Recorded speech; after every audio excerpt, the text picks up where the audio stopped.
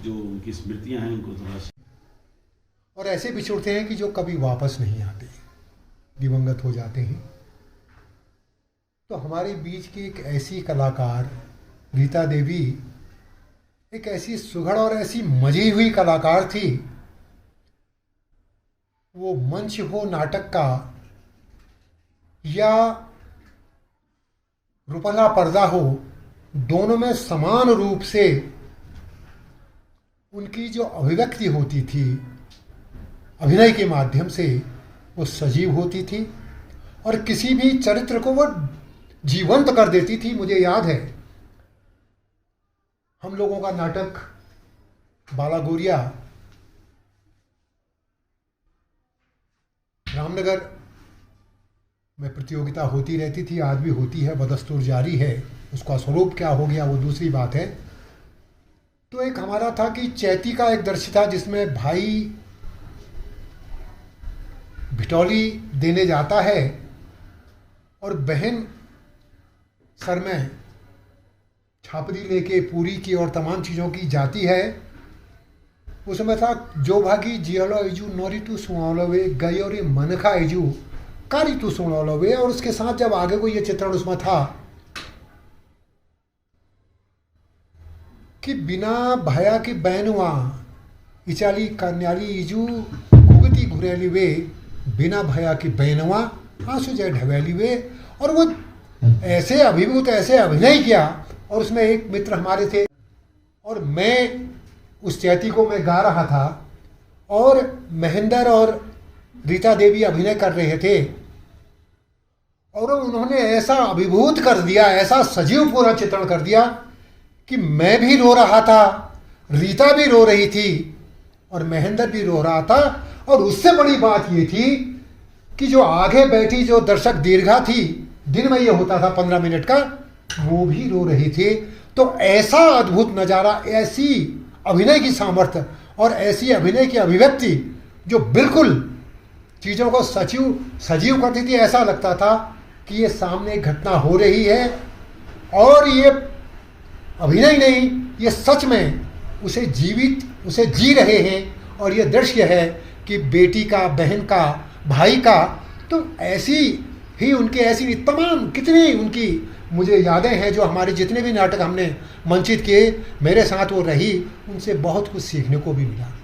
वो अभिनय की देवी थी रीता देवी, वो सच में अभिनय की देवी थी। उनका सशक्त अभिनय अद्भुत था। वो जिस पात्र को जीती थी, सच में ऐसा लगता था कि ये रीता देवी नहीं, जिस पात्र को वो जी रही है वो सचमुच वही है या उनकी आत्मा गीता में आ गई है। तो ऐसी विभूति को मेरा सत नमन है। और ऐसी आत्मा जो हमारे बीच आज नहीं है, हमारे बीच से विलीन हो गई हैं, लेकिन उनकी स्मृतियाँ सदा हमारे साथ रहेंगी।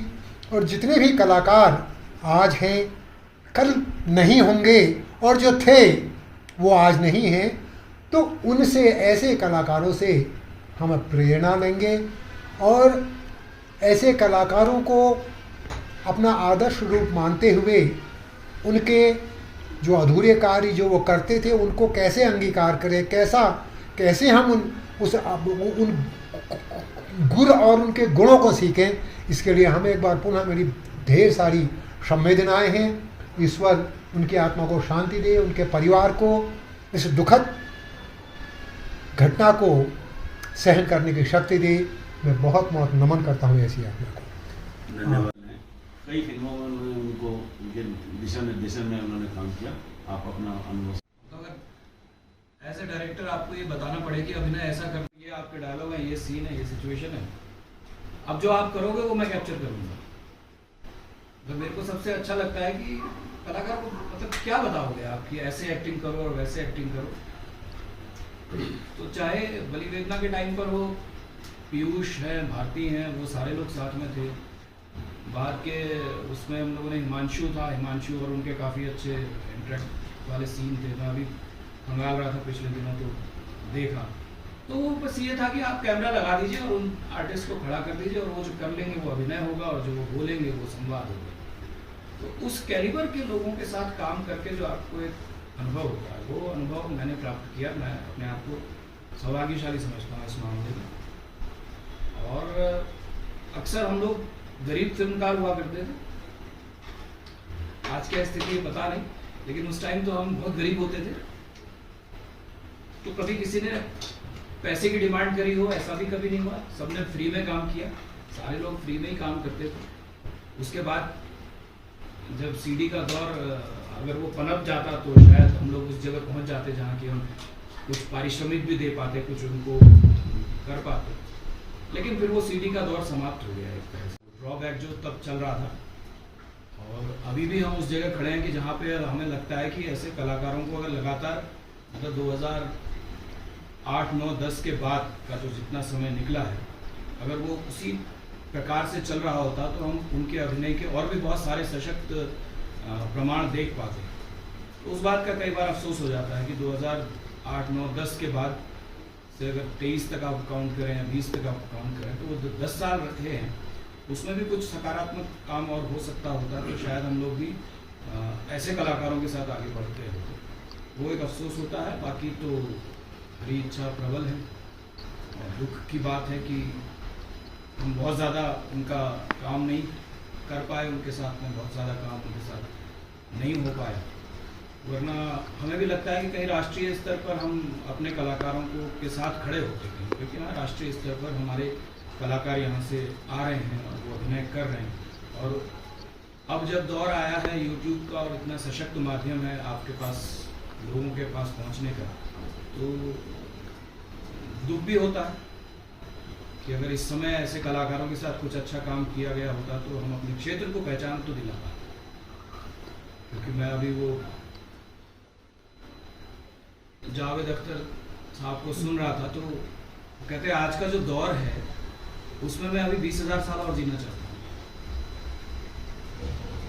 और जब जावेद अख्तर ये कह रहे हैं तो आप कल्पना कीजिए उस समय में कि कितना विकट परिस्थिति में फिल्म बनाना, पर्दे पे आना एक अपने आप में बहुत बड़ा, वो व्यक्ति अगर ऐसा सोच सकता है तो हमें भी कहीं ये लगता है कि अगर आज के दौर में हम काम शुरू करते हैं और काम करते हैं तो हम काफ़ी जीवंत और अंतर्राष्ट्रीय स्तर तक अपनी चीज़ों को ले जा सकते हैं। बाकी तो कुछ नहीं कर सकते, उसमें संवेदनाएँ पूरी हैं हमारी, मिस करेंगे। मैं तो हमेशा ये कहता हूँ कि मेरी एक कलाकार वही रिपीट हुए, मैं देख रहा था जिस समय तो वो रिपीट हो रहे थे, वही आर्टिस्ट है, वही अलग अलग 3-4 फिल्मों में जो काम किया। और लेकिन जब टीम टूटती है तो फिर दुख तो होता है। तो एक तरह से लगता है कि हाँ अगर ये नहीं होंगे ये वो सौभाग्य रूप में हमने यहाँ पर रखा है। एक महान विभूति, एक महान कलाकार जिनके बारे में बहुत कुछ मैंने सुना है, और एक अल्मोड़े से हम भी हैं और अल्मोड़े का नाम उन्होंने कला के क्षेत्र में बहुत आगे वो दे रही हैं।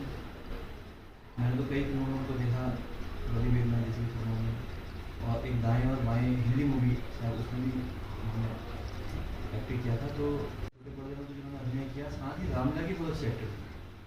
सभी का पार्ट में उनका यहाँ देखता था तो वाकई में वो इतना अद्भुत उनका उनकी कला थी, इतना एक्टिंग उनका अद्भुत था कि वाकई वो दिल को छूने वाला था। तो ऐसी महान विभूति हमारे बीच में नहीं है और उन्होंने अल्मोड़े को बहुत कुछ दिया और हमने भी उनसे बहुत कुछ सीखा, उनकी कला से हमने बहुत कुछ सीखा। और अपने बच्चों को मैं मतलब ले आता भी था, कहता फिर सभी का एक्टिंग का देखो कितना अच्छा एक्टर करेगा। तो ये चीज़ हमारे लिए प्रेरणा के रूप में थी और आज मन काफ़ी दुखी था। दुख का समय है कि हमारे बीच एक ऐसी अदाकारा जो अल्मोड़े की प्रख्यात नहीं है, काम के प्रति इतना सजग और ईमानदारी से जो उन्होंने काम किया है शायद हम भूल नहीं सकते। अभी भी बीमार होने के बीच भी, अभी जब वो डायबिटीज़ से ज़्यादा परेशान हो गई थी, अफगानी में एडमिट थी, उसके बावजूद भी हमारी बात हुई तो यहाँ पाठ खेलती थी तो उन्होंने मेरे से ये कहा, मेरे से क्या हम लोगों से कहा कि मैं इस बार कौशल्या की, मेरी तमन्ना है कि मैं कौशल्या का पाठ खेलूँ। लेकिन अंदर का जो कलाकार है उसको प्रदर्शित करो किसी भाव में भी। सबरिका का पार्ट खेलती थी, वो भी सबरिका का पार्ट खेलने के लिए भी मैं उनके पास गया। मैंने कहा रीता दी ऐसा है कि एक पार्ट खेलना है, तो मेरे से उन्होंने ये नहीं कहा कि कौन सा पार्ट खेलना है। मैंने कहा सबरी का पार्ट खेलना, तो उन्होंने मेरे से ये कहा कि कितने बजे आना है, और मैंने कहा कि भाई बजे तो नहीं, हम आपको लेने आएंगे। गए भी हम, आए।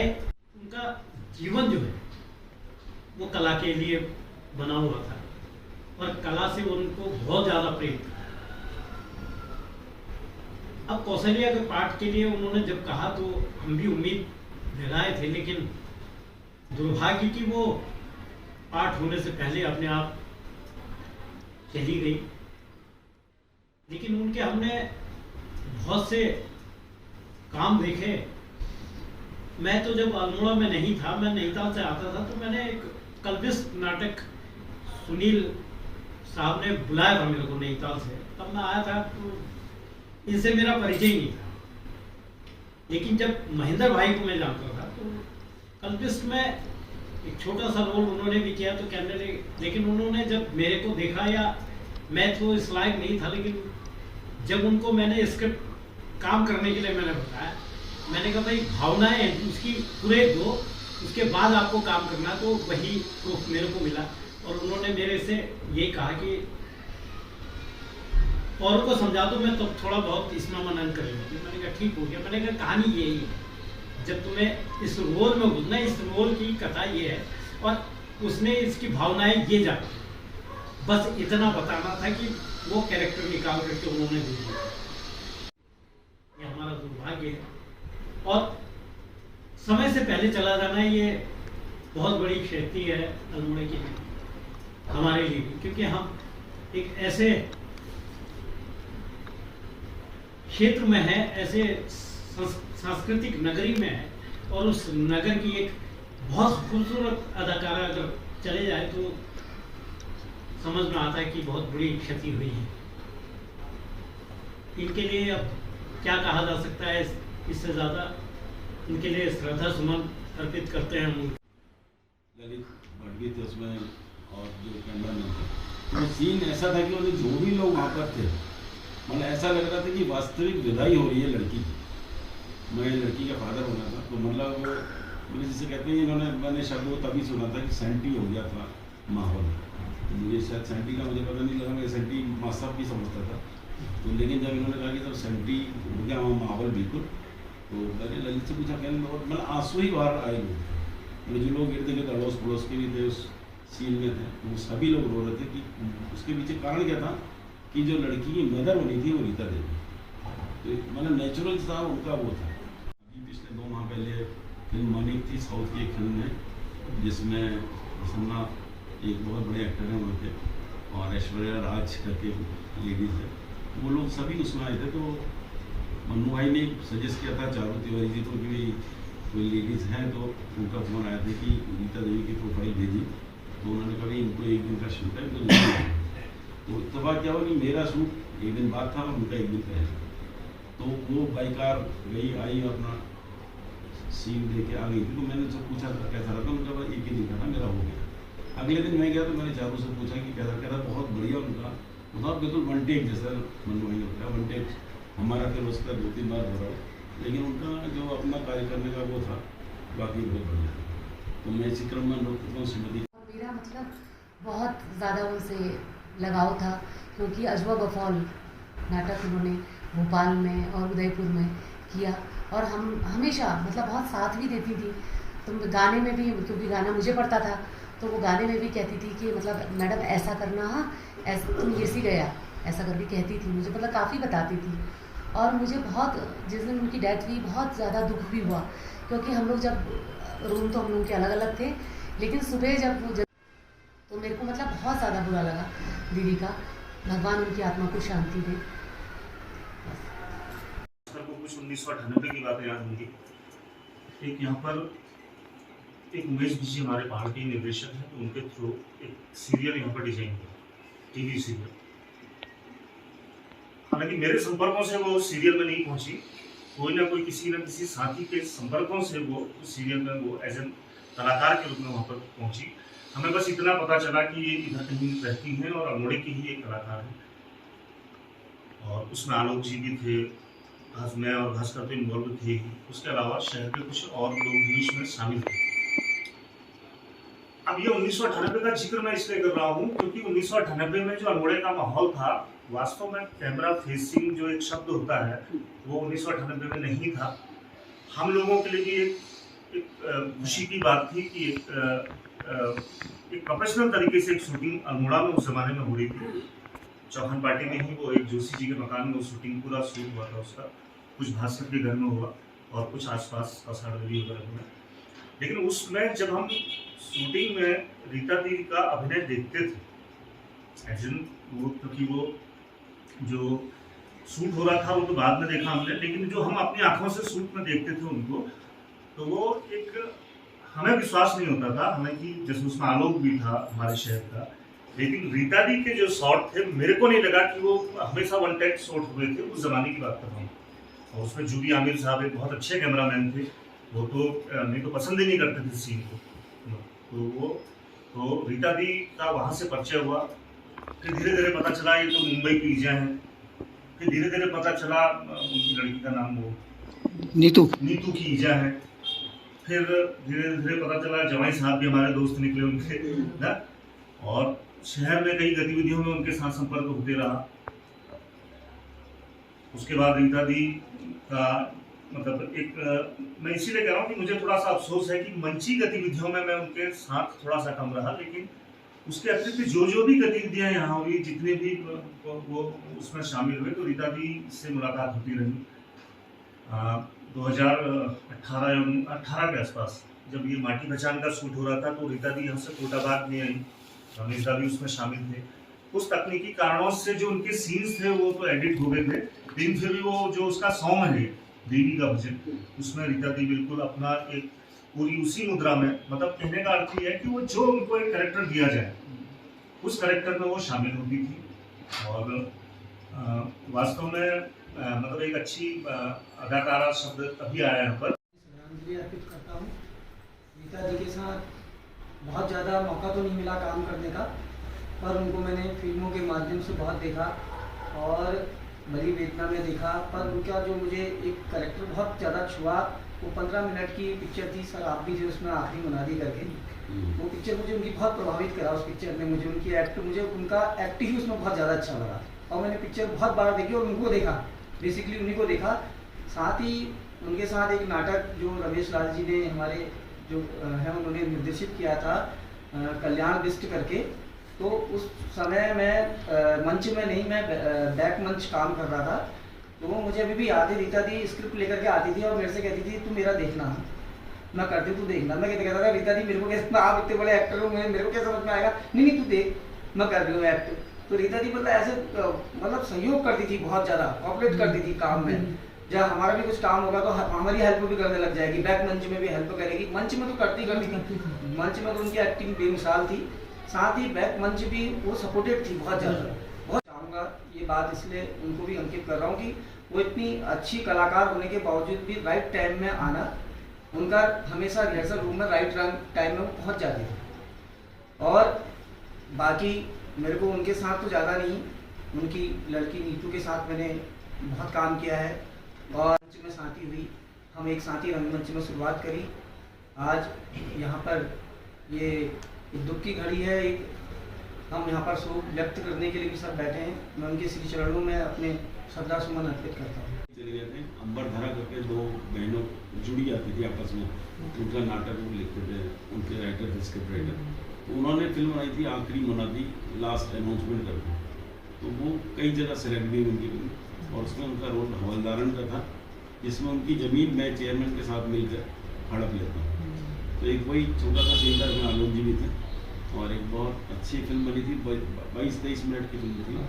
तो लेकिन उसमें एक मैसेज था, तो बहुत बढ़िया मैसेज एहसान बख्श के द्वारा जो है वो शूट एनटीडी में हुआ, फिर गाइड में हुआ था, फिर उसके बाद हल्द्वानी के पास लालपुर एक जगह है, वहाँ पे रामलीला का मंचन, आलोक भाई इसमें कुंभकर्ण के रोल में थे।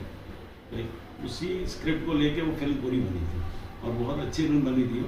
मैं अंत में जो आज हमारे बीच में नहीं है, उत्तराखंड लोक कलाकार महासंघ की ओर से, उनकी पदाधिकारी ओर से सदा सुमन अर्पित है और गहरी शोक संवेदना है। शोकाकुल परिवार को हम ईश्वर से प्रार्थना करते हैं कि भाई इनको ईश्वर इस दुख को सहन करने की हिम्मत दे। गीता देवी जी से ज़्यादा हमारी मुलाकात तो हुई नहीं, एक दो ऑडिशन में जब हमारा कई बॉलीवुड की फिल्मों में ऑडिशन हुआ तो मेरा सिलेक्शन तो हो नहीं पाया, मगर उस ऑडिशन में पता चला कि यार ये भी महिला हमारी शहर से है। तो उनके जो नेचर था बहुत शालीनता उनके अंदर थी। और मैं जब उनकी जो बलि वेदना एक बहुत हमारे कुमाऊं की बहुत बड़ी फिल्म बनी, उसमें मेरे कई दोस्त उसमें जैसे पीयूष हैं और कई लोग उसमें इन्वॉल्व थे, जैसे भास्कर जी के दिशा निर्देशन मनुका के दिशा निर्देशन कार्य को किया गया। तो एक हमारे पहाड़ के लिए बलि वेदना उदीना तमाम जो एल्बम बनी है और फिल्म बनी हुई है। और मैंने उनको एक जो हम कहेंगे कि कुमाऊं की एक ऐसी ठेठ पहाड़ी, जब वो अपना लिबास पहनती थी तो ठेठ कुमाऊनी लगती थी। तो उनका जो फेस कट था, फोटोजेनिक चेहरा होगा उनका, इसीलिए उनको कहीं ना कहीं उनको ऑफर मिलता था। और जब अपना जो किरदार जीती थी तो वो बिंदास तरीके से जीती थी, तो उनके अंदर कोई हेजिटेशन नहीं था। जब अपना रोल को सोचती थी, उस रोल को पहले मन ही मन को चिंतन करती थी, उस रोल उस अभिनय को, उस किरदार को संजू करने के लिए ही गीता जी ने इस शहर से लेके पूरे उत्तराखंड में अपना नाम रोशन किया है। तो आज हमारे बीच में नहीं है और अपनी हमको प्रेरणा देगी है, क्योंकि मैं कहूँगा कि हमारे कुमाऊं में पहले के समय में और उस माहौल से उन्होंने हमारी महिलाओं को भी प्रेरणा दी। क्योंकि पहले के समय में लगभग मैं कहूँगा कि 90-88 के दौर में लड़कियाँ बनते थे, उस दौर में ट्रूपों में या कहीं पर हम कह सकते रामलीला की मंचों में। तो रीता दी का ऐसी फिल्मों में आना, बलि वेदना जैसी फिल्मों में आना और कई एल्बमों में आना, इसके अलावा बॉलीवुड की फिल्मों में आना, तो ये हमारे पहाड़ के लिए गौरव है और हमारे नारी समाज के लिए गौरव है, हमारी मातृत्व के लिए प्रेरणा है। आज हमें बहुत दुख हो रहा है।